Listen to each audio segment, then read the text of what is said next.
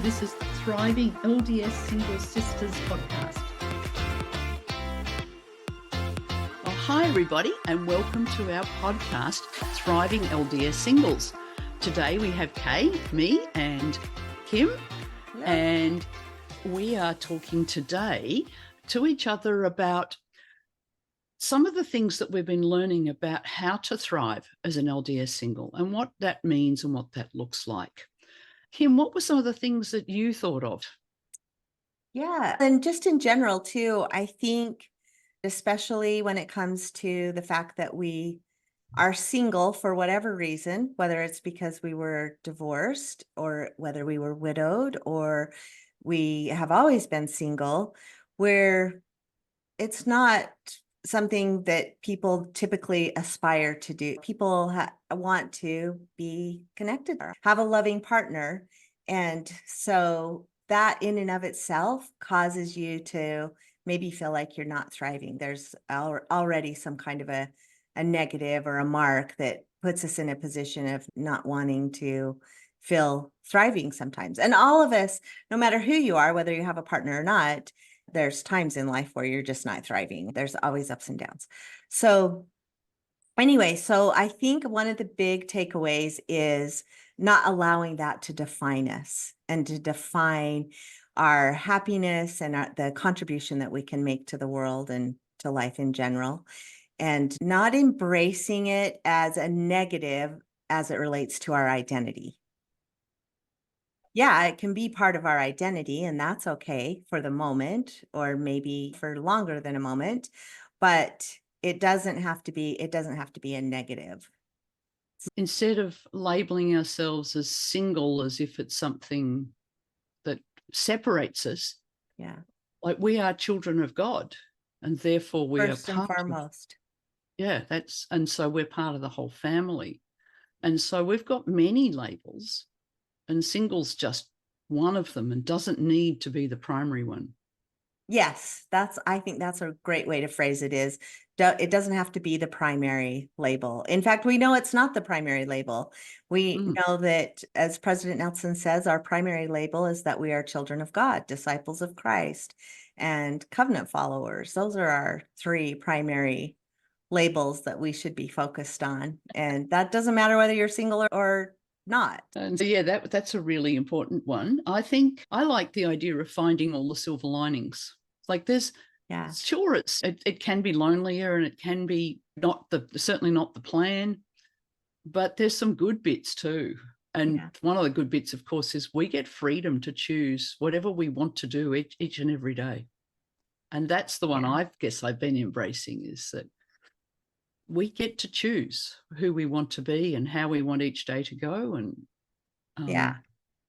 and we definitely, I would say there's some pluses and minuses about that, because we can get too comfortable in that, right? We can say, I'd much rather just be single, because from that perspective, not having to negotiate or not having to work things out to please two people or to be in a partnership can be easier.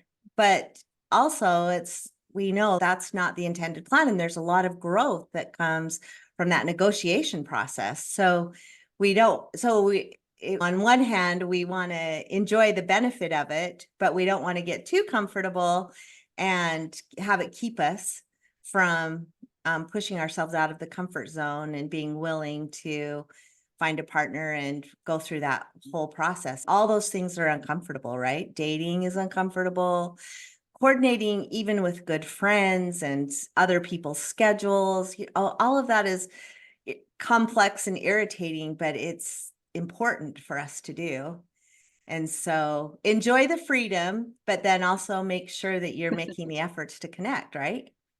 Making the efforts to connect, so we can get too much. I love reading books, and so sitting in my comfy chair or in the sun and reading a book is one of the highlights of that's what I like to do.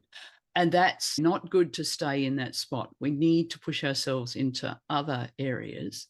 Yeah. In fact, I was going to say, I looked up some statistics. Yeah.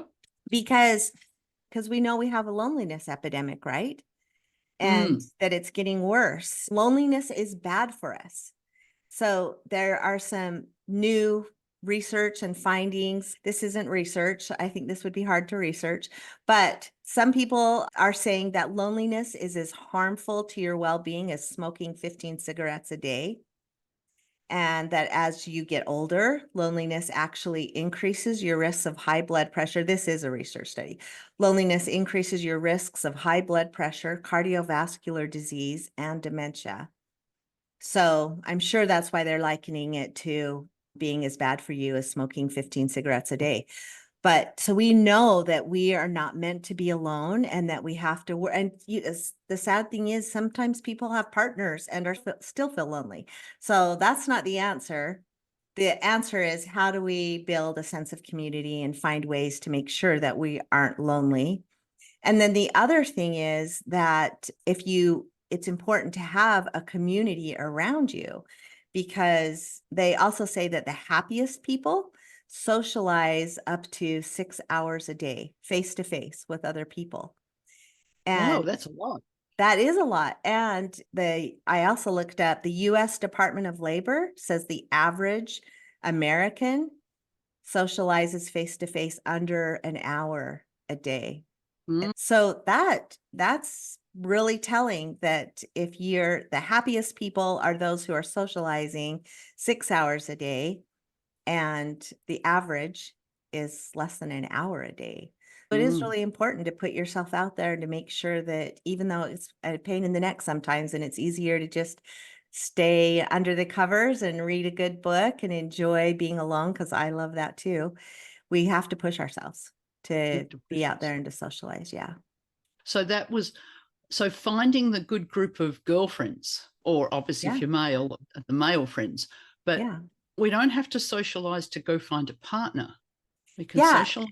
And I would even say it doesn't have to be just girlfriends, but there's this stigma about, if there's men included, for some reason, if you're single, then it's all of a sudden turns into a date. There's this dating element, which doesn't have to, maybe for some people it does have to be, but it doesn't have to be that way, because diversity is also really important, and we can learn a lot from each other. We all have strengths, we all have weaknesses. And so the more diverse the group is, maybe it makes us a little more uncomfortable, but it also pushes us to grow more.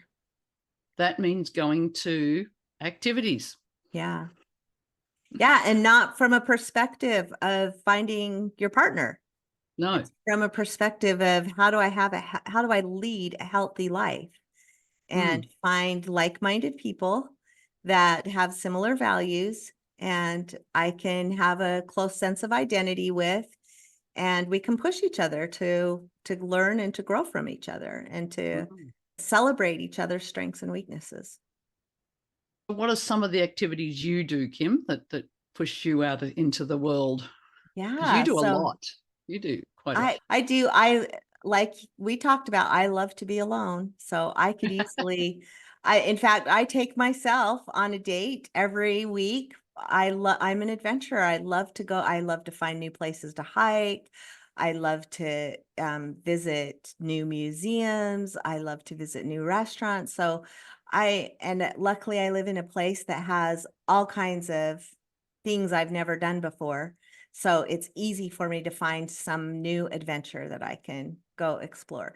Now, a lot of those you probably don't want to explore by yourself, or some things just aren't practical to explore by yourself. But even going to a concert or doing those kinds of things, of course, it's fun to go with somebody, but going alone is okay too. So I do stuff alone. But when I do stuff together, I just joined the choir, the ward choir, and I don't know how to sing. So I actually used to take singing lessons. So if somebody teaches me the song, I can sing it, but I don't know. I'm not a good music reader. They might kick me out, but that is way out of my comfort zone. So that pushes me in a lot of different directions, but that's a way to have a different connection and a new social group. So joining the choir, and I do think we have to get creative. We have to make our own groups. You made a group, right? Yes. Yeah. So I really love studying the scriptures. And so and studying your scriptures by yourself is great, but having people to discuss it with. And so I've made a Come Follow Me discussion group.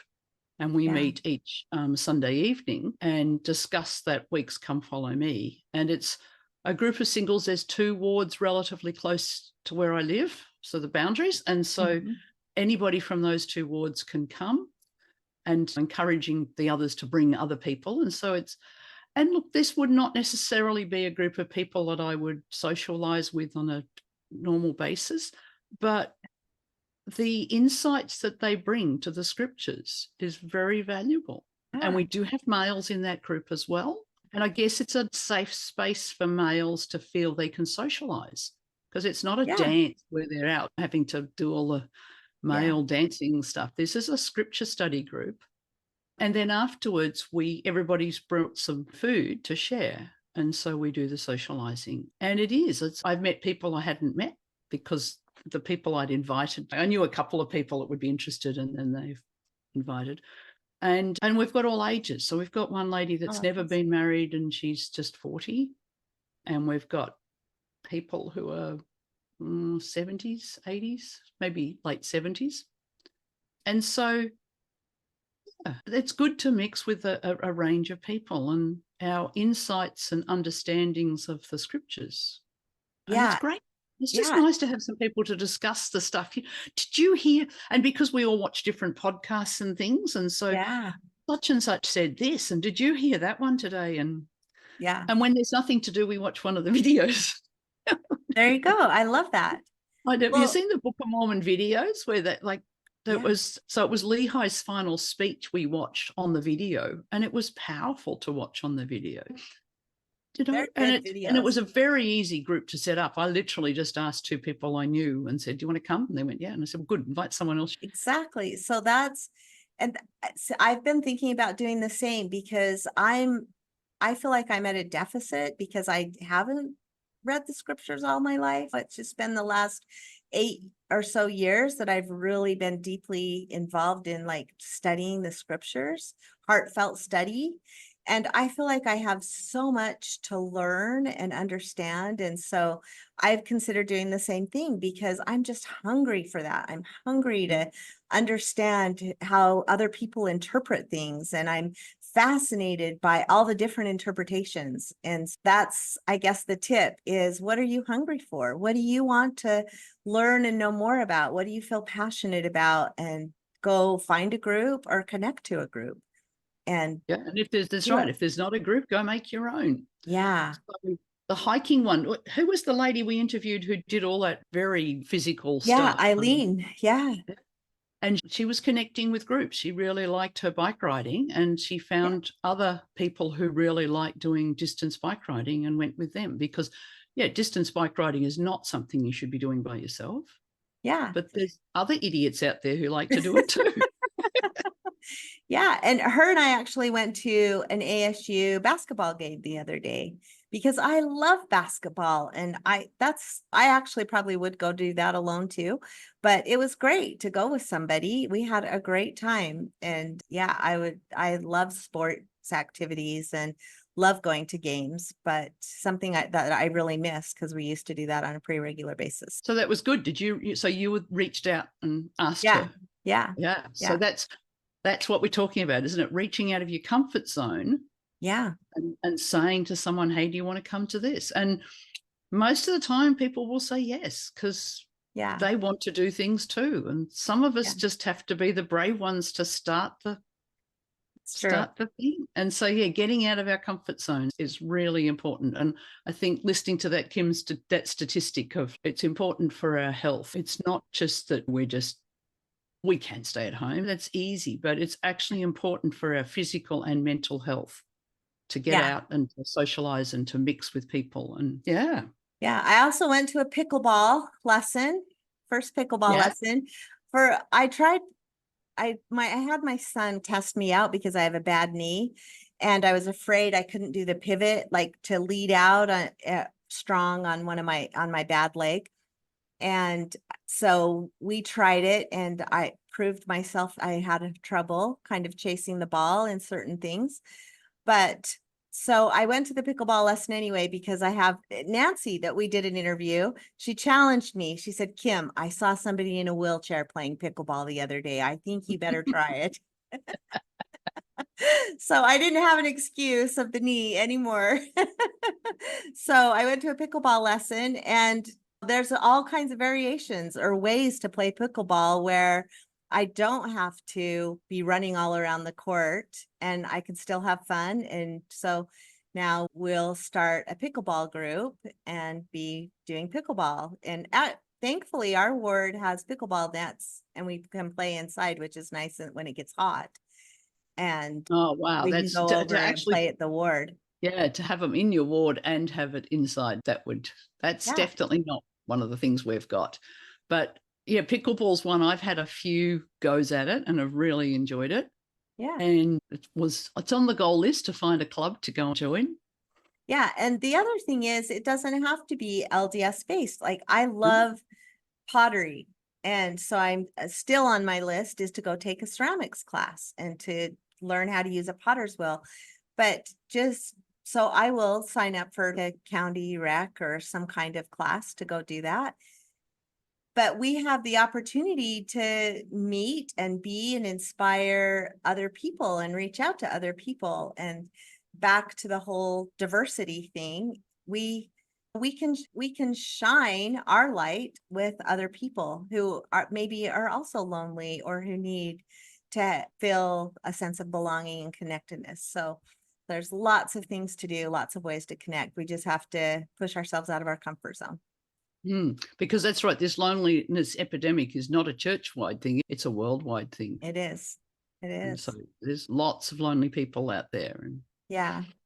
And the one thing we talk a lot about not feeling a sense of belonging or feeling like we don't belong as singles in the church. But think about not having the church and being single, like and having the values that we do. At least we have the advantage of being able to connect to a bunch of like-minded people that we know have similar values, and just the culture of our community is to love and care about each other. And that's powerful. And we should all be taking advantage of that instead of feeling like we're not a part of it. Into it. Yeah. All right. So Kim, I think one of the things in the church that we can do is make sure we're doing our ministering, because hopefully you've got 2 or 3 women that are on your list, and they're people you can get to know really well. Yeah. And then when you go to church, you've got friends, you've got people to sit with them, go and talk to them. Sometimes the Relief Society will stick all the singles together, but even then they're different ages. I think Connie talked about that there's usually a singles row. Finds a bench. Yeah. Find a bench. Yeah. And go and sit on it. We asked her that question about how because she had lots of children when she first got divorced, and now she's getting to the stage where she can turn up at church on her own. And that can feel very lonely to turn up to. For sure. But there's options, and that's actually up to us to choose. And I guess this is the whole theme of today's talk, isn't it? We have to choose to thrive. Yeah. And we choose who we're going to sit with. So we don't have to sit by ourselves. There is a row of women sitting by themselves. And so we can join that group, and because they feel lonely, even if they're 80 or 90 years of age, they still like to have someone to sit beside them. Or of course, the other one is the families with lots of little kids. Let's get to know them and sit beside them so the kids get friendly with you. Yeah. My new calling is help those moms out. Help those mums out. Like, we remember what it was like to take little kids. Yeah. I'm actually just been called to be the primary teacher of the 5-year-olds. Oh, nice. That's a great age, fun age. A fun age. It's actually an age I really like. But it's this particular group of children there's a number of kids that are from divorced families, and so they only come every second week. There's a couple of, there's 2 boys that we had, they were hard work, but getting to know them, sit beside them, get to know them and become part of so as you were saying, let's become part of the ward family. The statistics on longevity is being part of a community, and we've already got the community. We just have to now be a part of it. And that's actually up to us. It's not up to the bishops or the Relief Society presidents. It's actually up to us, and we can do things. Yeah. And it's all coming out of our comfort zone, all of it. It is. But it's worth it. Yeah, it is worth it. The other thing that was in that interview that we did was like getting up, getting dressed. I'm guilty of that. I could especially because I work from home. So I can be in my sweats and t-shirt practically all day long and not get dressed and do my hair or throw it in a ponytail every day. So just getting up and going out and looking your best and helps build your confidence and is good and healthy. And so that's another thing as far as connecting and getting out there and engaging with people. It was even when you go shopping, you don't have to wear your tracksuits, your sweats. Yeah. Exactly. Yeah. And we have to stay focused though on fulfilling our potential and we've had talks on being anxiously engaged. What does anxiously engaged mean to us? And it doesn't mean just hiding in our condo by ourselves. It means putting yourself out there and being anxiously engaged in the world and with people. So I think that's really important, because actually the study group that we're talking about, many of us, no, as I said, this 40-year-old, but many of us are at a stage where we don't have lots of kids around us. We don't have all of that stuff. And there's a bit of that endure to the end now. Yeah. But endure doesn't mean suffer or put up with. It means actually engaged. We're supposed to be out there, and we're still meant to be growing. Yeah. And so we don't have to, we used the analogy of we had to learn patience when we had little kids and husbands, and when kids cry all night, it rarely tests patience. Yeah. Now it's still being tested, but it's with groups of people that you might not associate with normally, or the elderly, and we need to put the patience there. And so we're still learning those skills, but we have to, and so anxiously engaged, we're putting the effort in. Yes. Yeah. And there's so many volunteer places around here. The temple's always needing workers. You can do service missions. There's lots of opportunities, and service missions can be 4 hours a week. It doesn't have to be go to another country and not see your grandchildren ever again. It can just be 4 hours. So there's lots of opportunities to get out of your comfort zone and serve and meet new people and learn more patience, more accepting people as they are, more getting uncomfortable talking to people who you wouldn't normally talk to. There's opportunities to do that. The missionaries are phoning me up on at least once a week. I go out and visit somebody that they're teaching. Oh, that's nice. And that's awesome. You really have to, I've never been a missionary, never really had much to do with them. As a single woman, you often don't get to spend time with the missionaries because they're male and you're not allowed to have all those issues. Yeah. But we've got 2 sister missionaries at the moment. And that's awesome. Yeah. So you can go on calls with them. I love that. Yeah. And share your story, which is a really powerful one for being a convert. Yeah. And wow, I don't know if I could really ever understood. They've got to go knock on doors and tell people. And I'm shy just going to this person that they've already found an appointment for. Yeah. Like, oh, this is scary. Exactly. I know. I really think the power of a mission is amazing. It really does help you to push yourself more than so many things. It is a time to really get out of your comfort zone and learn how to manage rejection and all those things. It is powerful. So yeah. So I guess this sounds really weird, doesn't it, to everybody, that we're telling how to thrive. Go and put yourself in uncomfortable situations. Yeah. It is, but that's what creates growth. Otherwise, if you're complacent and stagnant, you're definitely not anxiously engaged or doing the work. And I do think that's really important. We've structured this and hopefully we can have one on more, because we are talking about 40 plus singles, and some still do have a long career ahead of them, or younger kids and families that they're still supporting. And so they have different challenges.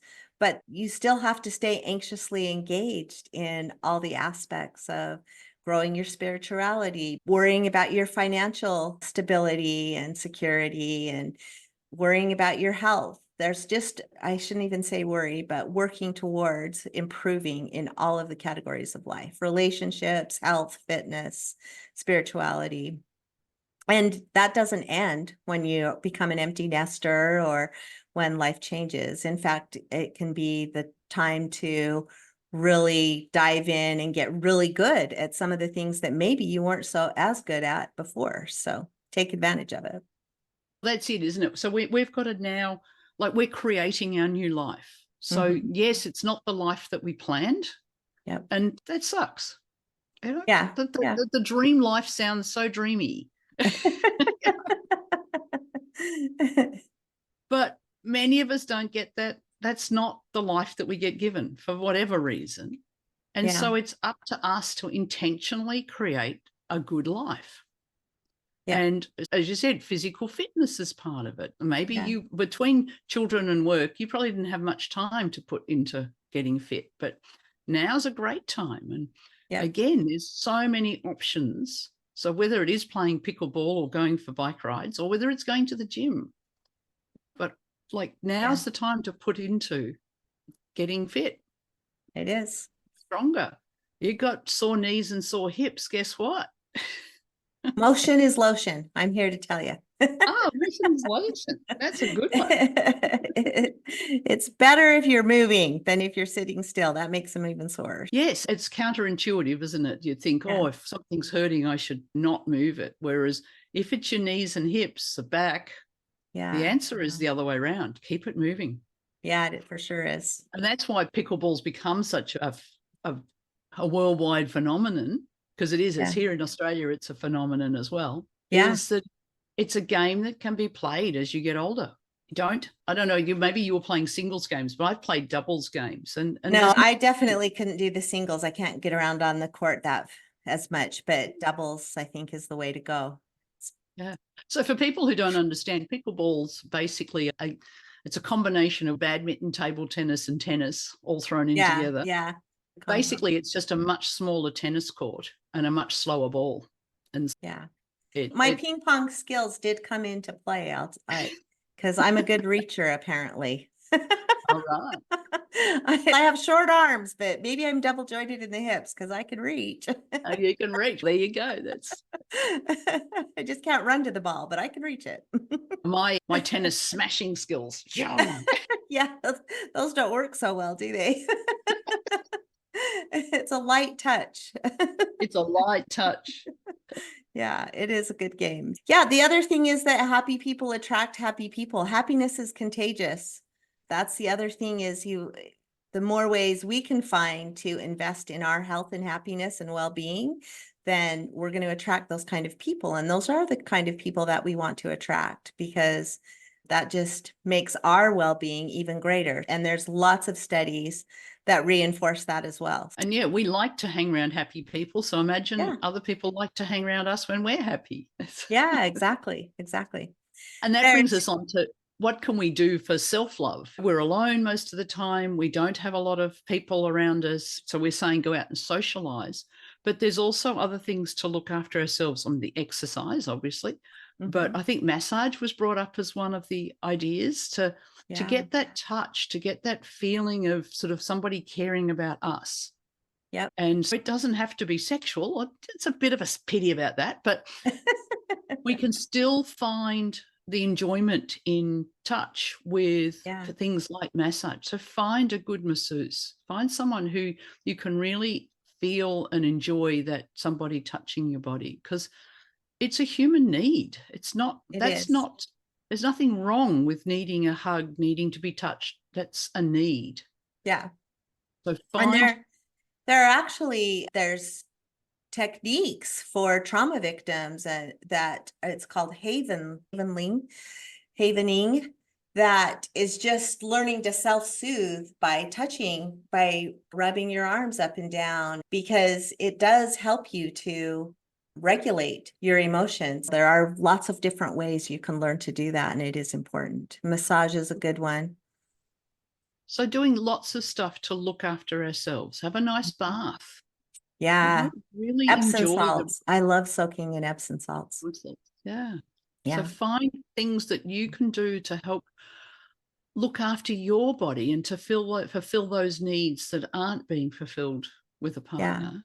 Yeah. I'm also a big fan of cold immersion, which is another really good, very good, healthy, and as well as hot saunas. There's a lot of really good studies on the benefit of a hot sauna. Yeah, you can find me regularly soaking in my hot tub and then bouncing into it's a cold pool now because it's not heated, and I would say it's probably about 50 degrees, maybe 55, 60 degrees. So that's my cold plunge, but I go back and forth a couple times, 2 or 3 times a day. I'll sit in the hot tub and then go in the cold plunge. It's really good for you. Okay. Good for inflammation. I might take your word for that for a little bit longer. You're not subscribing to that one quite yet. Yeah, at the moment, my swimming pool here is so warm that it actually was nearly too hot to get into the other day. Yeah, that's how it gets here in Phoenix in the summer. It's too hot, really too hot to swim in if you're going to do laps. You still have to go to the gym to do it because the pools get too warm. You've got to have fun to play in, but not to do laps. But yes. So anyway, yes, I've certainly heard that the cool pools, the ice baths are supposed to be good for inflammation and stuff, just because I haven't quite been brave enough. Yeah, super good. And then you got to learn to have fun and play. And we cheat ourselves out of that. We get thinking we're serious adults and we don't need to take time to play, but we do need to take time to play. And it's having a good sense of humor and being willing to laugh and play is really important too. I guess that's another one, isn't it? Take yourself out of the comfort zone and invite people around for a games night. Yeah, yeah. So many people love games nights, and you really do need at least 4 people to play games. And I know I have a closet full of games because I love games. I packed all my games here and I have not played a single one of my games in my closet. So maybe that should be my next club. My next group I start is a games night. A games club. And again, you can invite married couples, singles. It doesn't, we can just invite. I remember one time, so because I had friends when I was married, they've been really good and stayed friends. But the one night they invited me around for a games night and I said, you do realize it's going to make odd numbers. And I don't think they thought it through. Yeah, it's a little hard to play the team card games or things. Yeah. And so she went, don't worry, I've got a fix. And she invited her daughter-in-law around to come and be my partner. We whipped their butts. There's nothing like a healthy dose of winning the game. That was so much fun. So yeah, there's lots of people of all ages that like to play games. So yeah, find the fun. So yeah, it can be find someone to go out with. It is more fun to go out with somebody. Go find them. So I guess that's our message. If you want to thrive as a single, make it intentional, plan it. Look at these different things that you're missing and go and solve the problems. And there are so many lonely people. You will not have problems solving it. The guy that comes to our Come Follow Me class is every week he mentions about how grateful he is to be able to come. He says, sitting alone on a Sunday all day, we have church at 9 o'clock. So we're finished by 11 and you've got all day. Yeah, it's true. Now he makes us roast dinners. I said, everybody else just brings, they might bring a salad or they might bring some rice and something. He brought us a roast dinner last night. Nice. That's awesome. That's the kind you want to invite. Yeah. Especially me. I have lost my cooking skills since I have lived alone. I don't. This is my typical dinner. Good old protein shake and some green drinks. So I'm trying to get my cooking skills back, but it's just not that fun for me to cook for myself. But if you have a group, then you can. So yeah, that's right. So now you're going to have a Come Follow Me discussion each week and a games night a couple of times a month. And you're going to be busy. You're going to be busy. And so you're going to cook for all these people and you're going to get that school back up and running. Yeah. And serving, even if it's serving by cooking for people, it feels good. Yeah. So yeah. It's time, everyone, and to thrive. That is part of being anxiously engaged. It is just connecting and learning how to communicate and be comfortable and enjoy and listen to other people and hear them share their stories and be there and available for them. So we don't, maybe when you think of it as not a service, but it is. It's a service. Yeah. It can be a fun service. It doesn't have to be. Yeah. Have to be an enduring service. Because I work with widows, there's a lot of times people very early on in their widow journey help. What am I going to do? How am I going to cope? Yeah. And one of my bits of advice is what you were saying before, is get up in the morning and have your shower and get dressed. Yeah. It's little baby steps. Bed. Yeah, make your bed. Little baby steps. Even if you don't even feel like you can get out of the house, phone, actually have a conversation with somebody every single day. Yeah. Yeah. And I had those times where it was all I could do to get up and get out of bed. And that was a good day for me. So we definitely go through those hard times, but you just have to force yourself to get up, get dressed, and get out. So the goals for the day mightn't be conquering major things, but but you can make a little list of goals that can include having a shower, phone somebody, go in the sun for 10 minutes. Yeah. Getting sunshine is big. Yeah. So just little goals. If you're in that state at the very beginning of like, help, I can't do anything. Yeah. And then move on to some of the some we're suggesting. Yeah. I really enjoy being a thriving single. I enjoy all of the opportunities I now have. It's been 5 years since my husband died. I certainly couldn't have been doing this at the beginning. I had the intention right from the beginning that I was going to live. That was my sort of way of saying it to myself. And live, meaning live intentionally, live with fun, live. And so whatever the reason for your aloneness, make that decision to be a thriving single and enjoy it and embrace it. Yeah. And give the gift of thriving to other people, because like we said, people need to be around happy people. And the more you invest in making yourself healthy and happy, then you're going to bless the lives around you. So the lives around you, the people that you just smile at the supermarket, to right down to your own children who are happy to see you happy.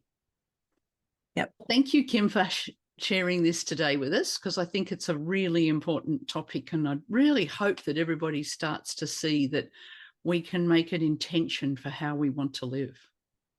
Yeah, always, whether you're single or not, we should always be pushing to grow more. We're all about doing the work, and even God has work. God's work is us. It says that in the scriptures. And we all have work too. And so no matter what stage of life we're in, there's more to do. And so that reminds us of invested in it. So it reminds me of the message from President Nelson, I don't know, a year or so ago, where he's telling the sisters it's time to step up. Yeah, it is. So, it is time. Thank you, Kim. It was great chatting with you today. Yes, great chatting with you as always. Bye. Bye.